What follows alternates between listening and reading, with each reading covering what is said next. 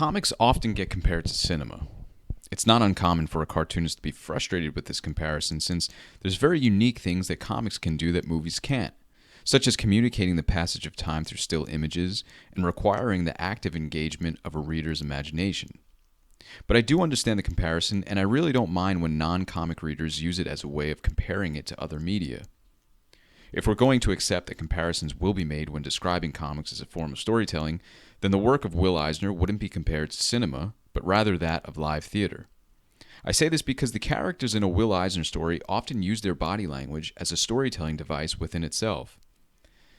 The overacting characters communicate their emotion and motivation through their large and undeniable expressions, similar to that of early stage actors. I first became aware of Will Eisner's work by reading a book of short stories called New York, the Big City. I was introduced to this book by a teacher at art school where I was studying cartooning and storytelling.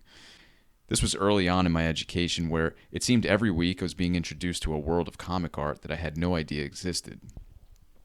I was drawn to this particular collection because as a native New Yorker myself, I'm often partial to stories and art that have to do with the city I grew up in.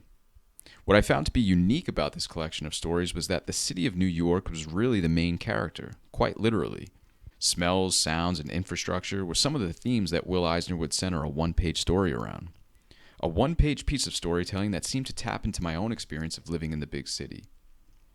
Will Eisner was a fellow native New Yorker, so I found his observations about life in New York very relatable. Where the relatability ended and the fascination begun was the way he captured the city through drawing. Will Eisner's version of the city was a period long before I was old enough to have experienced.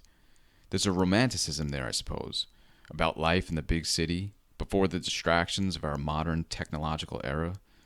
Interestingly, although these stories take place in a time before mine, the themes have proved themselves to be timeless in many ways. Various classes of people living within close proximity of one another, loneliness in a sea of people, the plight of the working man. In many ways, these stories continue to speak to life in the big city today. Perhaps that's a part of Eisner's genius, to tell comic stories that have to do with the human condition and basic struggles that we've all experienced in one way or another. As I write this today, the future of big cities is unknown. The loud, overcrowded hustle and bustle of the city that Eisner so accurately captured has figuratively been put on mute. Many have already left the city and many more are projected to follow. Current life in New York City has been compared to a ghost town or a wasteland.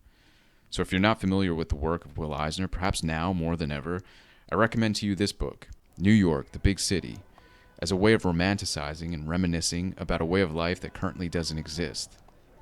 As you flip through these pages, you might hear the sounds of construction and endless foot traffic, the subway tumbling underneath your feet and over your head, neighbors shouting to each other from their windows and fire escapes. Let it be the time machine that takes you back to a city that had energy and life. Let the storytelling be the nozzle that turns the volume of the city back up, at least momentarily. And while we wait to read what the next chapter of New York City will look like, let's appreciate the New York that once was. The New York that once was the star character of a Will Eisner work of art.